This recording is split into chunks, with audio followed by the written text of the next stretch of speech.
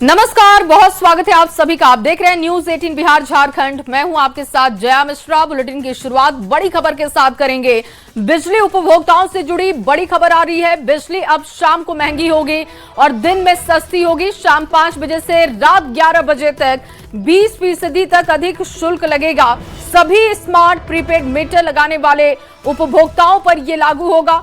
विद्युत विनियामक आयोग ने टाइम ऑफ डे टैरिफ को मंजूर कर दिया है। बिजली कंपनी की याचिका पर आयोग ने मंजूरी दी है और पहले ये औद्योगिक और व्यावसायिक उपभोक्ताओं के लिए थी। रात 11 बजे से लेकर सुबह 9 बजे तक 100% बिजली दर लगेगा और सुबह 9 बजे से लेकर शाम 5 बजे तक 80% दर लगेगा। शाम 5 बजे से लेकर रात 11 बजे तक की बात हो तो घरेलू उपभोक्ताओं को 110% बिजली दर चुकाने पड़ेंगे। शाम 5 बजे से रात 11 बजे तक गैर घरेलू को 130% बिजली दर देना होगा। आपको बता दें कि बिहार में 2 करोड़ 21 लाख बिजली उपभोक्ता हैं और स्मार्ट मीटर लगाने वालों पर यह नियम लागू किया जाएगा। तो आपको शाम से लेकर रात तक ज्यादा बिजली बिल देनी हो सकती है और इसके अलावा आपको बता दें कि दिन में बिजली सस्ती होगी तो शाम को महंगी, दिन में बिजली सस्ती होगी। एक बैलेंस बनाने की कोशिश की जा रही है ताकि राजस्व का भी नुकसान ना हो। महंगी और दिन में सस्ती हो सकती है बिजली दरें जो हैं, और बिहार में माना जा रहा है कि शाम के 5 बजे से रात के 11 बजे तक 20% बिजली दरें जो हैं वो बढ़ सकती हैं। विद्युत विनियामक आयोग ने ये टाइम ऑफ डे टैरिफ है इसे लागू करने के लिए मंजूरी दी है और ये पूरा का पूरा 10 किलोवाट से जो ज्यादा खपत करते हैं वैसे उपभोक्ताओं पर जो है वो लागू होगा। और ये प्रीपेड मीटर लगाए हो या फिर बिना कनेक्शन प्रीपेड मीटर के हो, तमाम लोगों पे ये जो नियम है टाइम ऑफ डे टैरिफ वो लागू होगा और उसके अनुसार रात 11 बजे से सुबह 5 बजे तक जो है वो 100% बिजली बिल जो है दर लगेगा और सुबह 9 बजे से 5 बजे तक जो है 80% जो है वो बिजली दर लगेगा। लेकिन अगर घरेलू उपभोक्ताओं को कहें कि 110% जो है वो लग सकता है शाम 5 बजे से 11 बजे तक लगभग 110%, ये 10% जो है वो बढ़ सकता है। लेकिन वहीं अगर कहें कि जो व्यावसायिक है, जो गैर घरेलू है, वो शाम के 5 बजे से 11 बजे तक जो है वो 130% तक बिजली दरें जो है वो लागू हो सकती हैं, उसके बिजली दरें जो है वो लग सकती हैं। तो वैसे तमाम लोग जो 10 किलोवाट से ज्यादा का लोड रखते हैं, खपत करते हैं, उन तमाम लोगों पे ये बिजली बिल जो है वो शाम को ज्यादा और दिन में जो है वो कम लग सकता है क्योंकि खपत जो है आने वाले दिनों में ज्यादा होती है। और ये तमाम जो टैरिफ है माना जा रहा है कि अप्रैल से लागू होगा और शाम के वक्त दरें जो हैं वो 20% जो है वो महंगी हो सकती है उन उपभोक्ताओं के लिए। कैमरा पर्सन अजय दुबे के साथ रवि नारायण, न्यूज 18 पटना। और चलिए अब आपके सामने एक और बड़ी खबर रखते हैं। सिवान से बड़ी खबर, जहां पुलिस और बदमाशों के बीच मुठभेड़ हुई है और मुठभेड़ में 2 बदमाशों को गोली लगी है। दोनों को प्राथमिक इलाज के लिए रेफर किया जा चुका है।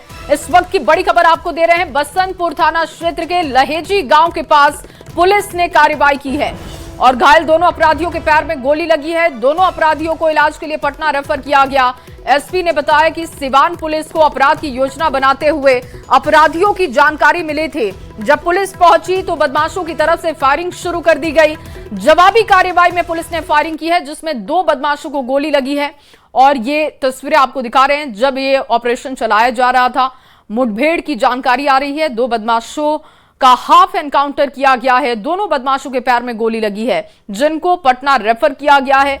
पुलिस के पास गुप्त सूचना थी जिसके आधार पर पुलिस कार्रवाई करने के लिए पहुंची, लेकिन बदमाशों ने पुलिस की टीम पर फायरिंग शुरू की जिसके बाद यह कार्रवाई की गई है और इन दोनों का ही हाफ एनकाउंटर किया गया है।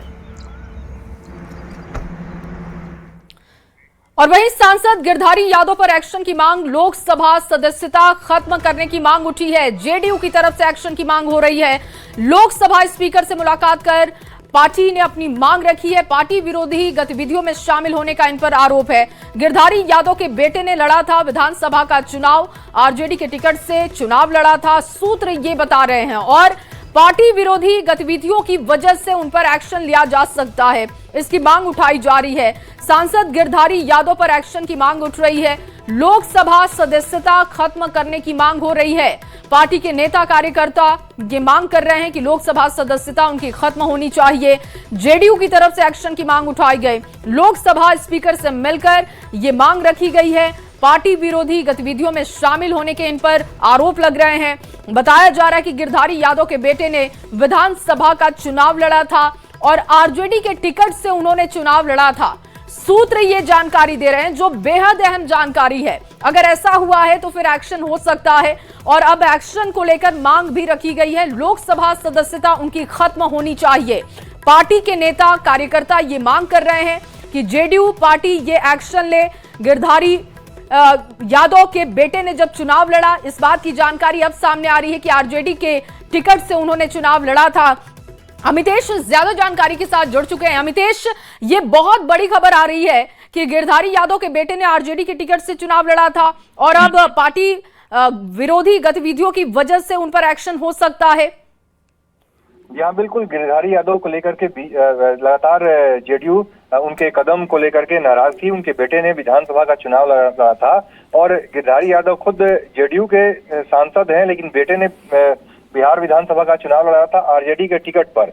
निश्चित रूप से पार्टी विरोधी गतिविधि के तौर पर इसे देखा गया, और खास तौर से जेडीयू के जो हमारे सोर्स हैं उनका कहना है कि बेटे के विधानसभा चुनाव के दौरान गिरधारी यादव ने अपनी पार्टी जेडीयू का नहीं बल्कि विपक्षी पार्टी आरजेडी का चुनाव प्रचार किया था। इस लिहाज से भी कार्रवाई की बात कही जा रही है, और जेडीयू ने तमाम साक्ष्य जो है प्रस्तुत किए हैं, लोकसभा स्पीकर के सामने दिया है, और जेडीयू संसदीय दल के नेता दिलेश्वर कामैत ने अपनी बात रखी है और उन्होंने लोकसभा स्पीकर से इस मामले में नोटिस दिया है और साफ तौर पे कहा है कि गिरधारी यादव की जो सदस्यता है बतौर सांसद, उनकी जो सदस्यता है उसको डिस्क्वालीफाई किया जाए, यानी उनकी मेंबरशिप को रद्द किया जाए।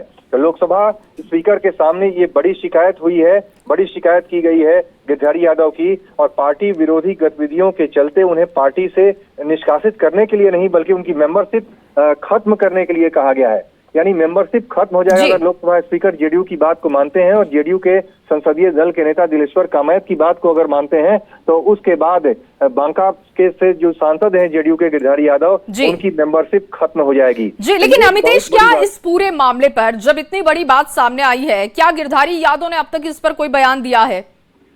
फिलहाल गिरधारी यादव की तरफ से इस मामले में कुछ नहीं कहा गया है, लेकिन गिरधारी यादव, जब इसके पहले भी नोटिस गिरधारी यादव को गया था कुछ महीने पहले विधानसभा चुनाव के पहले, जब उन्होंने कुछ बयान ऐसा दिया था जिसमें पार्टी के शीर्ष नेतृत्व की नाराजगी थी उस बयान को लेकर के। उसमें नीतीश कुमार को लेकर के गिरधारी यादव का कहना था कि हमें कुछ नहीं कहना है, नीतीश कुमार के हर कदम के हम साथ हैं, लेकिन उनका जो कुछ बयान था एसआईआर के मुद्दे पर, वो पार्टी के नेतृत्व को असहज करने वाला था, पार्टी लाइन से अलग हटकर उनका बयान था, और भी कई ऐसे चीजें थी जिसको लेकर के पार्टी असहज महसूस कर रही थी, जिसके बाद गिरधारी यादव को नोटिस दिया गया था। उस नोटिस का जवाब भी दिया था गिरधारी यादव ने, लेकिन उसके बाद जब विधानसभा का चुनाव हुआ, उसमें विधानसभा चुनाव के दौरान जो गिरधारी यादव की गतिविधि रही वो गतिविधि काफी संदिग्ध रही, और जेडीयू ने इसके खिलाफ लोकसभा स्पीकर के सामने जाकर के अपनी बात रखी है और कहा बिल्कुल, और ये एक्शन कब तक होता है अमितेश, ये भी देखना होगा, क्योंकि सांसद गिरधारी यादव पर गंभीर आरोप लग रहे हैं पार्टी विरोधी गतिविधियों की। बहुत शुक्रिया आपका तमाम जानकारी के लिए। तो लोकसभा सदस्यता खत्म करने की मांग उठी है, जेडीयू की तरफ से एक्शन की मांग हो रही है। कहा जा रहा है कि गिरधारी यादव जो कि पार्टी विरोधी गतिविधियों में शामिल रहे हैं, इसके सबूत पार्टी के पास हैं, और ऐसे में अब उन पर एक्शन होना चाहिए। और वहीं पश्चिम एशिया में चल रहे संकट और युद्ध के हालातों को लेकर सरकार पूरी तरीके से सतर्क है, जिसको लेकर आज शाम 5 बजे संसद भवन में सर्वदलीय बैठक बुलाई गई, जिससे कि सभी दलों को पूरे मामले पर जानकारी दी जाए, ब्रीफिंग की जाएगी। इस बैठक का उद्देश्य साफ है कि देश के अंदर राजनीतिक एकजुटता दिखाना और दुनिया को यह संदेश देना कि ऐसे गंभीर अंतर्राष्ट्रीय संकट पर भारत एकजुट है। बैठक में रक्षा मंत्री राजनाथ सिंह होंगे, गृह मंत्री अमित शाह, विदेश मंत्री एस जयशंकर समेत कई बड़े नेता शामिल होंगे। विपक्ष के भी फ्लोर लीडर्स बैठक में शामिल होंगे और बैठक के जरिए संकट को लेकर सरकार विपक्ष को भरोसे में लेकर एक साझा रणनीति बनाना चाहती है, जिसकी पहल की जा रही है। और देखिए, शाम 5 बजे सर्वदलीय बैठक बुलाई गई है। इससे पहले प्रधानमंत्री नरेंद्र मोदी ने लोकसभा, राज्यसभा को संबोधित कर दिया है। जो संकट और हालात हैं और उस पर भारत के क्या विचार हैं, वो सब कुछ साफ कर दिया है। इसके बीच ये भी खबर है कि ट्रंप से भी बातचीत हुई है, मध्यस्थता को लेकर भी चर्चा की गई है और आज सर्वदलीय बैठक बुलाई गई है। और एक और बड़ी खबर अब आपके सामने रखे, घरेलू गैस कनेक्शन से जुड़ी बड़ी खबर आ रही है। गैस बुकिंग के नियमों में फिर से बदलाव कर दिया गया है। 25 नहीं, अब 35 दिनों बाद आप बुकिंग करा सकते हैं। बहुत ध्यान से सुनिए, कोई कंफ्यूजन नहीं होना चाहिए। 25 नहीं बल्कि 35 दिनों के बाद आप बुकिंग करा सकते हैं। 9 महीने से गैस नहीं भरने पर कनेक्शन ब्लॉक हो जाएगा। ई-केवाईसी के बाद ही फिर से ये कनेक्शन शुरू किया जा सकता है। इस वक्त की बहुत बड़ी खबर, एलपीजी संकट, किल्लत की अफवाहों के बीच ये जानकारी दे रहे हैं कि अब 25 दिन नहीं बल्कि 35 दिनों में आप बुकिंग करा सकते हैं। एक बैलेंस बनाने की कोशिश की जा रही है। हालांकि ये बार बार कहा जा रहा है, ये भरोसा दिया जा रहा है सरकार की तरफ से कि एलपीजी संकट नहीं है, लेकिन जो लंबी कतारें हैं एजेंसी के बाहर वो चिंताजनक हैं। लोग परेशान दिख रहे हैं और ऐसे में एक बार फिर से बुकिंग के नियम को लेकर बदलाव किया गया। अब 25 नहीं बल्कि 35 दिन के बाद आप बुकिंग करा सकेंगे। इसके साथ साथ 9 महीने से गैस नहीं भरने पर कनेक्शन आपका ब्लॉक हो जाएगा और अगर आपको कनेक्शन लेने की जरूरत होगी तो फिर आपको ई-केवाईसी कराना भी जरूरी होगा। यानी कि ई-केवाईसी के बाद ही आपका एलपीजी गैस कनेक्शन वापस शुरू हो पाएगा। अगर 9 महीने से आपने बुकिंग नहीं की है तो ये कनेक्शन अपने आप ब्लॉक हो जाएगा। और सबसे अहम कि अब 25 नहीं बल्कि 35 दिनों में आप बुकिंग करा सकते हैं। ओम प्रकाश ज्यादा जानकारी के साथ जुड़ चुके हैं। ओम प्रकाश, एक बार फिर से नियमों में बदलाव किया गया है। 25 नहीं बल्कि 35 दिनों बाद बुकिंग हो सकती है। विस्तार से जानकारी दीजिएगा और लोगों तक इस मैसेज को कैसे पहुंचाया जा रहा है और लोग इसे कैसे देख रहे हैं। ये जो निर्देश है वो जारी किए गए हैं, जिसमें कि अब 25 नहीं शहरी इलाकों में 35 दिनों में बुकिंग होगी गैस की और एलपीजी जो है वो लोग ले सकेंगे। खासतौर से बात करें तो इसे लेकर जो नियम बनाए गए हैं वो कहीं ना कहीं खाड़ी में जिस तरह से हॉर्मुज स्ट्रेट को जिस तरह जो ईरान ने वहां पर अपनी घेराबंदी कर रखी और जो आवागमन नहीं है पेट्रोलियम ऊर्जा स्रोतों का, जिस वजह से ये व्यवस्था की गई है ताकि लोगों को किल्लत का सामना न कर पड़े। वहीं दूसरी तरफ अगर बात करें तो इसे लेकर सरकार की तरफ से तमाम राज्यों से सहयोग की अपील की गई है और अवेयरनेस कैंपेन चलाकर लोगों से को अवेयर करने की भी बात कही गई है। वहीं राज्यों से सहयोग करने को कहा गया है। कोविड के समय में जिस तरह से चीजें हुई थी उन तमाम पहलुओं को जोड़कर देश को एक भारत बनाकर इसमें कार्य करने की जरूरत पर बल दिया गया है ताकि इसमें सभी राज्यों के द्वारा समन्वय स्थापित कर कार्य किया जा सके। खासतौर से अगर बात करें तो जिला स्तर पर भी इसे लेकर कवायदे शुरू की गई हैं, की जा रही हैं। इसे लेकर एक बैठक का भी आयोजन जो है वो किया जा रहा है। तो उपायुक्त के तर्ज पर हर जिले में इस तरह की बैठकें होंगी ताकि लोगों को और खासतौर से जो व्यवसायी वर्ग बिल्कुल और हर किसी को एलपीजी कनेक्शन मिल पाए, सिलेंडर मिल पाए, उसकी कोशिश सरकार कर रही है। बहुत शुक्रिया ओम प्रकाश तमाम जानकारी के लिए। तो घरेलू गैस कनेक्शन को लेकर ये बड़ी खबर आपको दे रहे थे कि अब 25 नहीं बल्कि 35 दिनों के बाद आप बुकिंग करा सकते हैं। और आगे बढ़ते हुए आपके सामने एक और बड़ी खबर रखेंगे। बिजली उपभोक्ताओं के लिए बड़ी खबर, आज होगी नए बिजली टैरिफ की घोषणा। 10 से 15% बढ़ोतरी की उम्मीद जाहिर की जा रही है। 1 अप्रैल 2026 से ये प्रभावित होगा। 200 यूनिट मुफ्त बिजली की योजना रहेगी जारी और फिलहाल 6.85 रुपए प्रति यूनिट, बढ़ने के बाद 7 से 8 रुपए प्रति यूनिट हो सकती है ये दरें। जो जानकारी आ रही है कि अब तक 6 रुपए 85 पैसे प्रति यूनिट आपको देना पड़ता है, लेकिन ये बढ़ाकर 7 से 8 रुपए प्रति यूनिट किया जा सकता है। 1 अप्रैल से बढ़े हुए दाम लागू होंगे, लेकिन 10 से 15% की बढ़ोतरी की संभावना जाहिर की जा रही है। और चलिए बात समृद्धि यात्रा की करेंगे। बड़ी खबर आपको दे दें, सीएम नीतीश की समृद्धि यात्रा, सीएम की 5वें चरण की समृद्धि यात्रा आज बक्सर भोजपुर को पहुंचेगी और भोजपुर और बक्सर को सौगात देगी। बक्सर और भोजपुर को करोड़ों की सौगात दी जाएगी। कई योजनाओं का शिलान्यास और उद्घाटन कार्यक्रम भी यहां पर रखा गया है। इसके साथ ही जीविका दीदियों से सीएम संवाद करेंगे, अधिकारियों के साथ समीक्षा बैठक भी करेंगे। ये देखिए तैयारियां अपने अंतिम चरण में हैं, क्योंकि आज पहुंचने वाले हैं नीतीश कुमार। मुख्यमंत्री नीतीश कुमार पहुंचेंगे, बक्सर को करोड़ों की योजनाओं की सौगात देंगे। किस तरीके का ये कार्यक्रम है, कैसे लोगों को लाभ मिलेगा वो समझिए। 486 करोड़ की 23 योजनाएं हैं जिसका शिलान्यास होगा। 106 करोड़ की 41 योजनाओं का उद्घाटन भी है। भोजपुर को करोड़ों की योजनाओं की सौगात आज मिलने जा रही है, जिसकी तैयारी की जा चुकी है। 269 करोड़ की 227 योजनाओं का शिलान्यास भोजपुर में किया जाएगा। 197 करोड़ की 494 ऐसी योजनाएं हैं जिसका उद्घाटन कार्यक्रम रखा गया है। और अगली बड़ी खबर छपरा से, जहां मशरक थाना क्षेत्र के बंगरा गांव में असामाजिक तत्वों के द्वारा मंदिर में स्थापित मां दुर्गा की प्रतिमा को क्षतिग्रस्त किए जाने का मामला आया है। घटना के बाद पूरे इलाके में तनाव की स्थिति है। स्थानीय ग्रामीणों के मुताबिक सुबह मंदिर पहुंचने पर प्रतिमा टूटी पाई गई, जिसके बाद गांव में आक्रोश फैल गया। सूचना मिलते ही डीएसपी भी मौके पर पहुंचे, जांच शुरू कर दी गई है। मंदिर परिसर में लगे सीसीटीवी फुटेज को खंगाला जा रहा है ताकि आरोपियों की पहचान कर सख्त कार्रवाई की जा सके। पूरा सब एथी हो ऐसे केहू रहेला होइला ना बंद रहेला, हई रूम बंद रहेला। मंदिर तो 8 साल से खुले रहा, बंद ना हो। अब ना बंद कर केहू कहले बोले ताला लगा दे, यही तो चलते खुले रहेला। सुबह रोड़ा आई नहीं हो जी का देखनी आई नहीं तो जौन लोग तो सामने ही।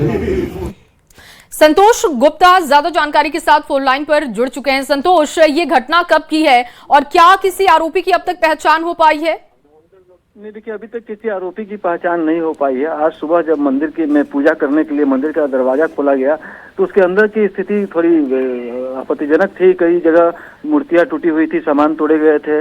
ऐसा प्रतीत होता है किसी असामाजिक तत्वों ने वहां माहौल बिगाड़ने की नियत से इस तरह की घटना की है। हालांकि पुलिस उसकी जांच कर रही है। आसपास के जो सीसीटीवी कैमरा है उसको खंगाले जा रहे हैं, आखिर कौन ऐसा है जिसने इस तरह का माहौल बिगाड़ने की कोशिश की है। हालांकि इलाके में पूरी तरह से शांति व्यवस्था कायम है, पुलिस वहां कैंप कर रही है। पुलिस का कहना है कि जो भी इसमें दोषी होंगे उन्हें पकड़ करके उनको जेल भेजा जाएगा और लोगों से वार्ता भी की गई है। लोग वहां फिलहाल शांति व्यवस्था कायम रखे हुए हैं।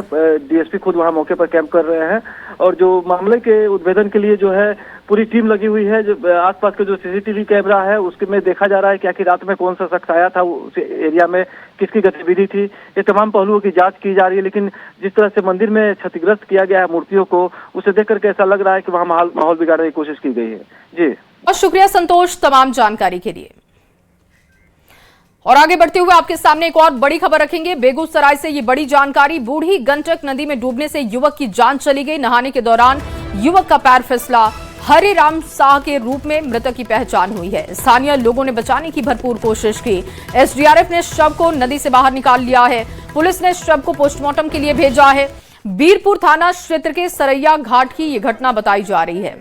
ये दो तस्वीरें घटना से जुड़ी हुई आप देख रहे हैं। जब एसडीआरएफ की टीम रेस्क्यू ऑपरेशन चला रही थी उस वक्त की तस्वीरें हैं। दूसरी तरफ मौके पर भारी भीड़ पहुंच गई। इस घटना की जैसे ही जानकारी लोगों को लगी, लोग वहां पर इकट्ठा हुए। बताया जा रहा है कि नहाने गया था युवक, पैर फिसलने की वजह से हादसे का शिकार हो गया। लोगों ने बचाने की कोशिश की लेकिन सफलता नहीं मिल पाई और उसके बाद एसटीएफ की टीम ने शव को बाहर निकाला। नहाने गए थे, नहाने के क्रम में फिर फिसल जाने के क्रम में डूब गए। मतलब कहाँ पे? गंडक में। अकेले गए थे, और कोई गए थे? बच्चा बुजुर्ग था और बगल का। अच्छा, वो भी देखे थे डूबते हुए, तो आवाज़ चिल्लाए तब सब आदमी जाना। मतलब ये अकेले डूबे कि और कोई डूब रहा था? अकेले डूबे। और बेगूसराय से अगली बड़ी खबर, जहां सदर अस्पताल में कुत्ते शव को अपना शिकार बना रहे हैं। अस्पताल में एक आवारा कुत्ता घुस गया और पोस्टमार्टम रूम में रखे शव के एक पैर को लेकर भागने लगा। हालांकि लोगों ने निवाला बनने से पहले इंसान के पैर को कुत्ते से बचा लिया। इंसानियत को शर्मसार करने वाली ये घटना अस्पताल प्रबंधन की संवेदनहीनता और सुरक्षा पर सवाल खड़ा करते हुए देखी जा रही है। शव को लेकर कुत्ता भागने लगा, जिसके बाद लोगों ने देखा और अब सुरक्षा पर सवाल उठाए जा रहे हैं। अस्पताल प्रबंधन पर यह गंभीर सवाल है कि वहां पर इतनी कम सुरक्षा कैसे है कि जानवर अस्पताल के अंदर घुसकर शवों के ले जाते हुए दिखाई दे रहे हैं। का पेड़ था, क्या चीज में लेके जा रहा था? दांत से पकड़ के, दांत से पकड़ के ले जा रहा है। कौन कुत्ता ले जा रहा है। पीछे दौड़ते दौड़ते आए तो यहाँ पे कुछ छोड़ के भागे हैं। छोड़ के क्या क्या चीज देखे हो? अपने पैर देखे हैं, आदमी का पैर है, कटा हुआ आदमी का पैर है, कुत्ते लेके भाग रहा था। हाँ। और यहाँ पे आके छोड़ रखा है। मतलब आया था, मतलब कौन इसके पीछे दौड़े थे आप लोग? हाँ, हम सब दौड़े। अभी कुत्ता पैर लेकर के भाग रहा था, आदमी का पोस्टमार्टम होकर रखा होगा, भाग रहा था तो उसके पीछे हम दौड़े। उसके मुंह में क्या है देखे हैं तो पैर है।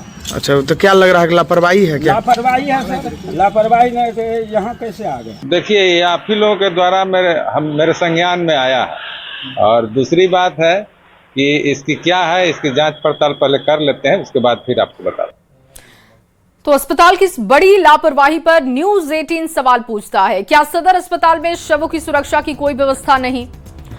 क्या पोस्टमार्टम हाउस तक आवारा कुत्ते पहुंचे ये जायज है? सुरक्षा गार्ड और निगरानी व्यवस्था कहां थी? अस्पताल प्रबंधन पर गंभीर सवाल, सुरक्षा गार्ड, निगरानी व्यवस्था को लेकर सवाल है। और इस पूरे मामले में कब तक कार्रवाई होती है ये भी देखना होगा, क्योंकि संवेदनहीनता अस्पताल की सुरक्षा पर यह बहुत बड़ा तमाचा है। और ये तस्वीरें जो लगातार आपको दिखा रहे हैं, इंसानियत को शर्मसार करने वाली ये तस्वीरें, जहां अस्पताल से शव के पैर को कुत्ता लेकर भागा, लोगों ने देखा और इस बात की जानकारी अस्पताल को दी गई। और वहीं भारतीय रेलवे ने टिकट कैंसिल के नियम अब सख्त कर दिए हैं। अब अगर कोई यात्री ट्रेन छूटने से 8 घंटे तक टिकट रद्द करता है इस बीच में, तो उसे पैसा वापस मिलेगा। पहले ये समय 4 घंटे था और अब तक 50% रिफंड मिलता था। और 24 घंटे में 8 घंटे के बीच, अगर 24 से 8 घंटे के बीच अगर आप टिकट कैंसिल करते हैं तो 50% पैसा ही वापस मिलेगा। 72 घंटे से पहले टिकट कैंसिल करने पर न्यूनतम चार्ज भी कटेगा। रेल मंत्री अश्विनी वैष्णव ने कहा कि यह बदलाव इसलिए किया गया ताकि एजेंट और दलाल टिकटों की जमाखोरी न कर सके। नए नियम 1 से लेकर 15 अप्रैल 2026 के बीच अलग अलग फेज में लागू होंगे। कि लोगों की मैक्सिमम ब्लैक वाला टिकट खरीदने की जो टेंडेंसी होती है वो होती है 24 आवर्स पहले। तब वो कोई भी प्राइस देने के लिए तैयार होता है ब्लैक का टिकट खरीदने के लिए। तो एजेंट्स का वो जो इंसेंटिव है लास्ट मिनट वाला, उसको समाप्त करने के लिए 8 घंटे से पहले नो रिफंड कर दिया। 8 घंटे से पहले अगर कैंसिल कराते हो तो 0 रिफंड। 24 घंटे से 8 घंटे पहले अगर कराते हो तो लेट कैंसिलेशन का उसमें 50% रिफंड करेंगे और 50% रिफंड नहीं करेंगे। तो इन सब स्टडी को ध्यान में रखते हुए ये लेके आए कि 72 to 24 आवर्स में 25% ऑफ द फेयर इंट्रोड्यूस किया, जो कि कैंसिलेशन का चार्ज रहेगा। और 72 आवर्स से पहले जेन्युइन पैसेंजर है जिसने अगर कैंसिल कराया है और अगर और भी कोई है तो उसमें नो कैंसिल। और फिलहाल इस बुलेटिन में बस इतना ही। बाकी की तमाम खबरों के लिए आप देखते रहिए न्यूज़ 18 बिहार झारखंड।